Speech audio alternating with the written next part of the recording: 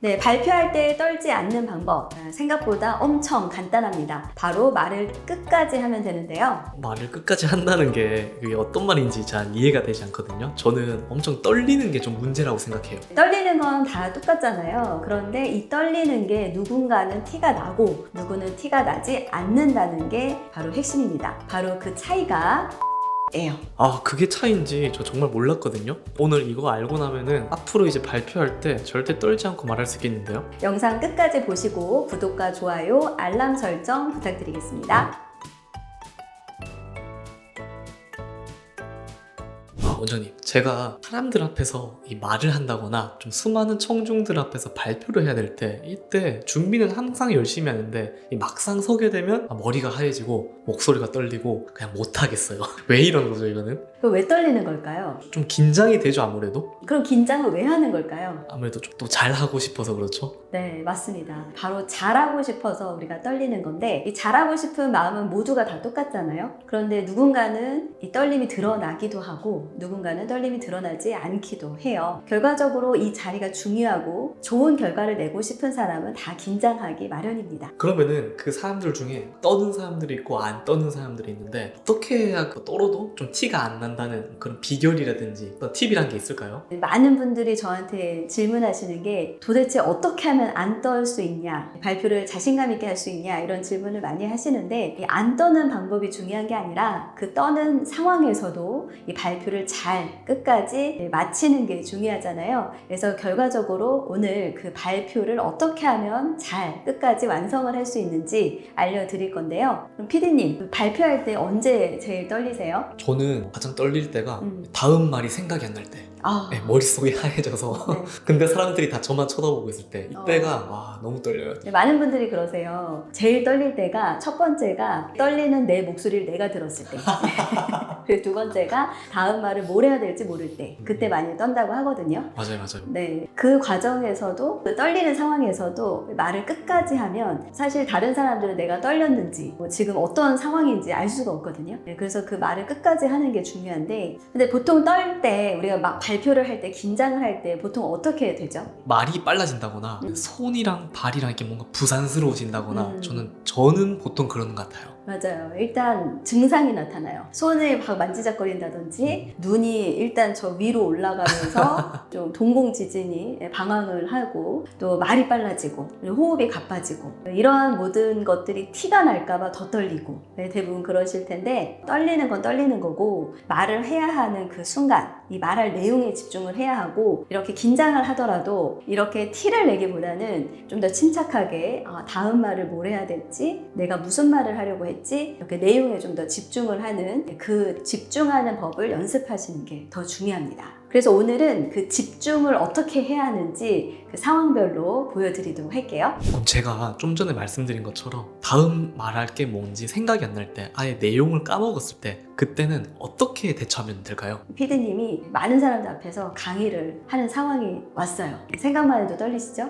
네, 벌써 떨려요. 네. 그런데 누군가가 나한테 질문을 하는 거죠. 강사님, 어떻게 하면 떨지 않고 말할 수 있죠? 이런 질문을 했다고 생각해 볼게요. 그런데 만약에 내가 그 답을 알고 있다면 자신 있게 할 텐데 만약 순간에 그 답이 생각이 안 날 때도 있잖아요. 그럴 때 대부분은 어떻게 할까요? 그 상황에서 생각이나 답변이 잘 기억나지 않는다면 이따가 내가 생각나면 따로 말씀을 드리겠다, 그런 식으로 그냥 대처를 할 수 있는 방법이 있다. 저는 그렇게 알고 있어요. 근데 이제 강의는 어떻게 보면 전문가로서 청중에게 정보를 주는 거기 때문에 그 부분은 이따 말씀드릴게요 할 수가 없잖아요. 그럴 때는 생각할 시간을 벌어야죠. 네, 그래서 제가 많이 하는 건 역으로 질문을 하는 거예요. 그러면 언제 많이 떨리세요? 이렇게. 또는 최근에 긴장했던 적이 있으세요? 이렇게 질문을 한번 해보는 거죠. 그러면 대다수 많이 긴장을 하고 떨렸을 때는 순간 답이 떠오르지가 않아서 문제잖아요. 역으로 질문을 함으로써 시간도 좀 벌 수 있고 그리고 질문 자체가 누군가가 누군가한테 질문을 할 때는 서로 입장 차이가 있다 보니까 어떤 생각을 가지고 말을 하는지 그 사람의 상황을 바로 파악하기가 쉽지가 않거든요. 그래서 상황을 좀 더 파악하기 위해서 그 상대에게 질문을 하면 저는 뭐 발표할 때 떨었어요. 또는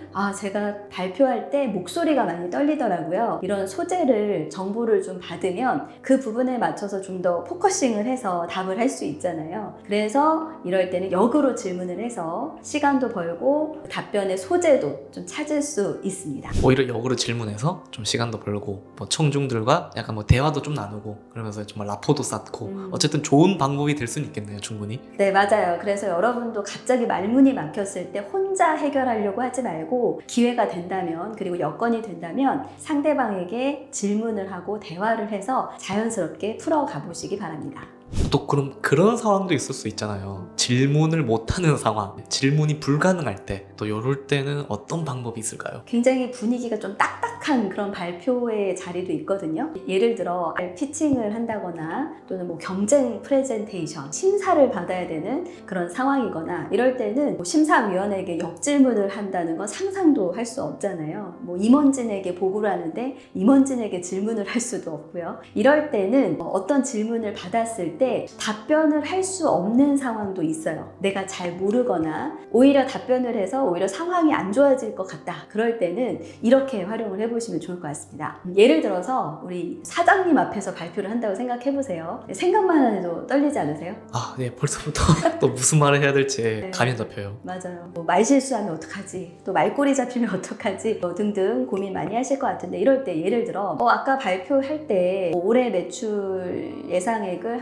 지난해보다 한 10% 이상으로 말을 했는데 그건 뭐 근거가 있는 얘기예요? 이렇게 좀 크리티컬한 질문을 받으면 누구든 머릿속이 하얘지고 굉장히 긴장을 할 텐데요. 이럴 때 대부분은 긴장을 하니까 횡설수설을 많이 하거든요. 그러면 이렇게 횡설수설하면 이제 듣는 사람 입장에는 짜증이 나거든요. 지금 잘 모른다는 거잖아요. 그러면 당연히 좋은 점수도 받지 못할 것이고 사장님이나 임원진 분들은 이제 또 화를 내기도 하고 화를 내면 또 발표에 대해서 또 안 좋은 트라우마가 생기고 결국에는 계속 악순환이 되는 거예요. 다시는 그런 자리에 가고 싶지 않고 이럴 때는 모르는 질문에 대해서는 그 상황에 바로 대처를 하려고 하기보단 여유를 좀 시간을 두는 게 필요합니다. 그래서 그 상황에서 말할 수 있는 정보만 주는 거죠. 예를 들어 우리가 이번에 뭐 프로모션이나 신제품 기획을 계획하고 있기 때문에 지난해에 비해서 한 10% 매출 향상을 목표로 삼았습니다. 다만 그런 정확한 근거와 데이터는 추후에 별도로 보고 드리겠습니다 라고 하는 게 훨씬 낫다는 거죠. 거기에서 괜히 모르는데 아는 척을 한다든지 또 시간을 끈다든지 가뜩이나 시간 없고 또 바쁜 사람들한테 이렇게 안 좋은 얘기 듣는 것보다 그런 것들은 오히려 그게 훨씬 더 좋은 커뮤니케이션이 될 수 있죠.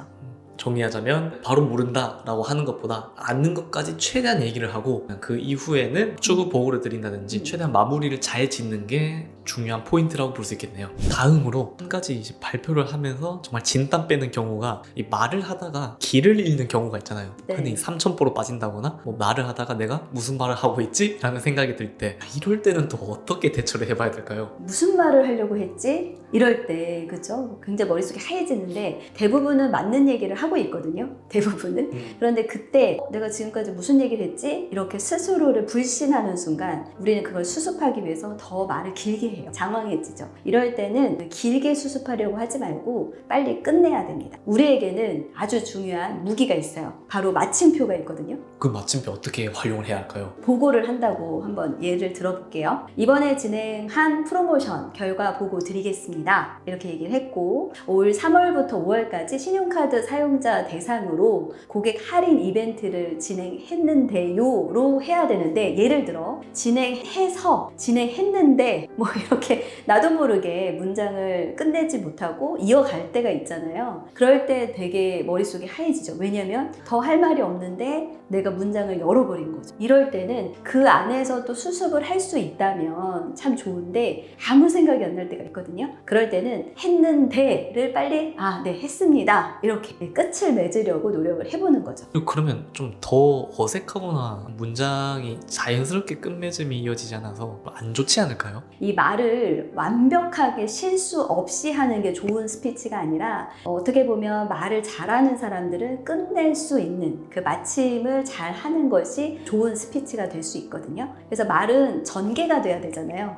한 곳에 머물면 그때부터는 이제 지루하고 좋은 스피치가 될 수가 없어요. 그래서 내가 말을 할 때 문장을 마무리를 할 수 없는 상황이라면 과감하게 용기를 내서 빨리 마침표를 끝내고 다음으로 넘어가려고 노력을 하셔야 됩니다. 사실 말하는 사람만 이걸 생각하지 듣는 사람들은 그냥 자연스러우면 아무렇지도 않거든요. 이게 확실히 좀 얘기를 들어보니까 결국에는 당황을 하더라도 정말 그냥 기세로 밀어붙이는 것도 좀 필요한 구간들이 있는 거네요. 대부분 말문이 막혔을 때 다시 하고 싶다는 생각을 하거든요. 우리가 대부분 말을 한다는 것에 있어서 완성도를 굉장히 중요시 여기세요. 그래서 군더더기도 들어가면 안 되고 똑같은 표현을 반복해서도 안 되고 문장도 우리가 흔히 말하는 절면 안 되고 이런 얘기를 하시잖아요. 그런데 사실 우리가 누군가의 말을 들을 때는 저 사람이 몇 번 실수했고 몇 번 틀렸지를 생각하는 게 아니라 무슨 말을 하지? 우리는 보통 이해를 하라고 듣는 거잖아요. 그래서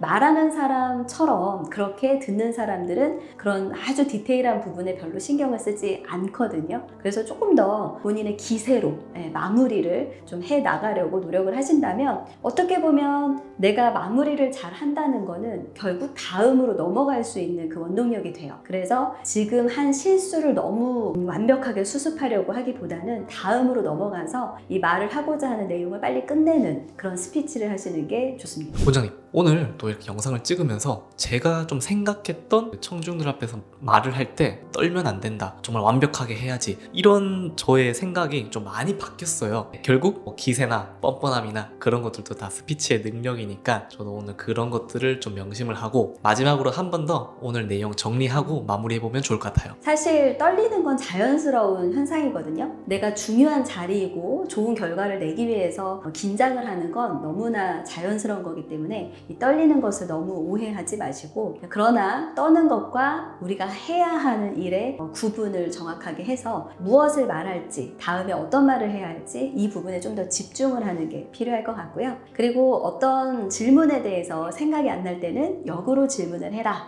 이 부분도 중요한 포인트고, 역으로 질문을 할 수 없는 상황이면 다음을 기약해라.